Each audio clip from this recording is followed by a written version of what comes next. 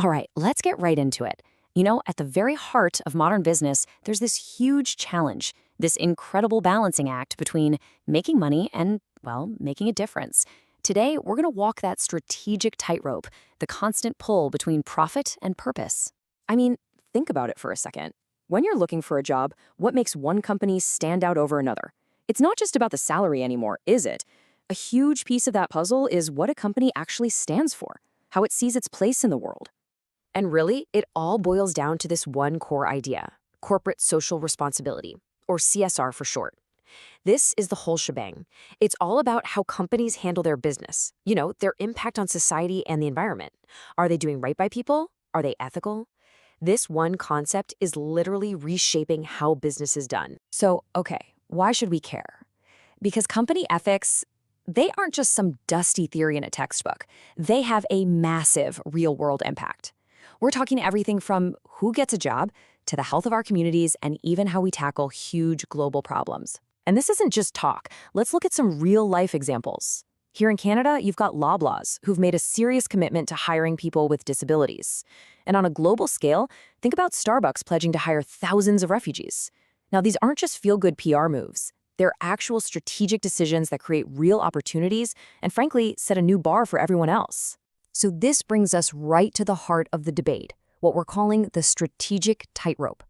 You've got the absolute need for a company to be profitable on one side, and on the other, this growing pressure to be a force for good. How on earth do leaders navigate that? And that leads us to the big question we're trying to unpack in this explainer. Can a company genuinely serve the interests of everyone, its employees, its customers, the community, without tanking its financial performance? That is the multi-billion-dollar question, isn't it?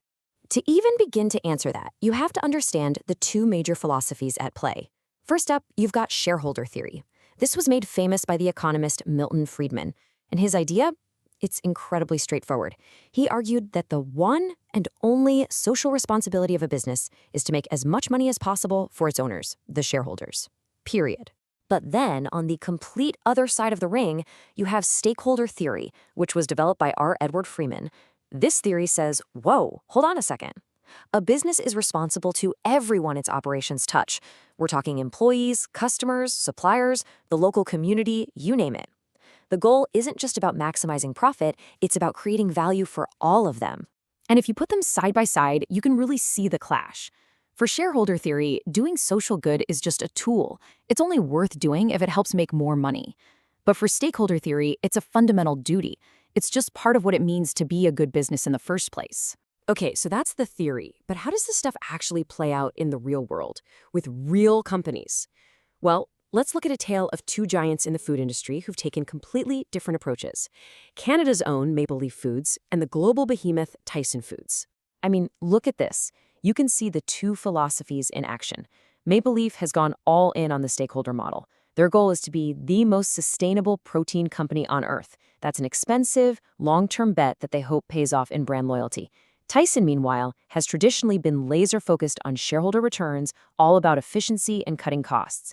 And while that's made them incredibly profitable, it's also opened them up to big risks, like bad press and labor issues. So, does a company just have to pick one side and stick with it? Well, not really.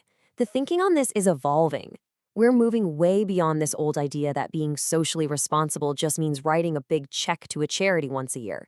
It's becoming so much more a part of the business itself. The legendary management guru Peter Drucker absolutely nailed this decades ago. He said the purpose of a business isn't to make a profit. The purpose is to create a customer. Profit is just the result of doing that really, really well. And that one simple idea, it's the perfect bridge between these two competing theories. And that thinking leads to three basic principles for any modern leader out there. First, CSR can't be an add-on. It has to be baked right into your core strategy. Second, you gotta realize that it's all connected. Happy employees provide better service, which creates happy customers, which leads to more profit. And third, and this is the big one, chasing short-term profit at all costs can actually destroy your company's value in the long run. All right, so where is all this headed? What's next? Well, the future seems to be pointing very clearly in one direction, and it's a direction where investors themselves are forcing the issue. We're talking about the rise of ESG. So here's our forward-looking hypothesis.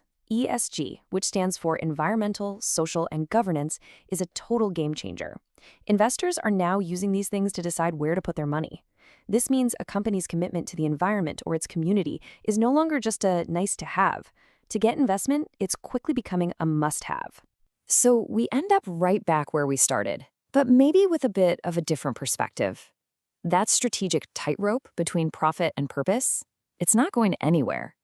But as everyone, investors, employees, you, me, demands more from companies, the question isn't if they should serve a bigger purpose anymore. The real question is how. So what do you think? Profit or purpose? Which one will define the great businesses of tomorrow?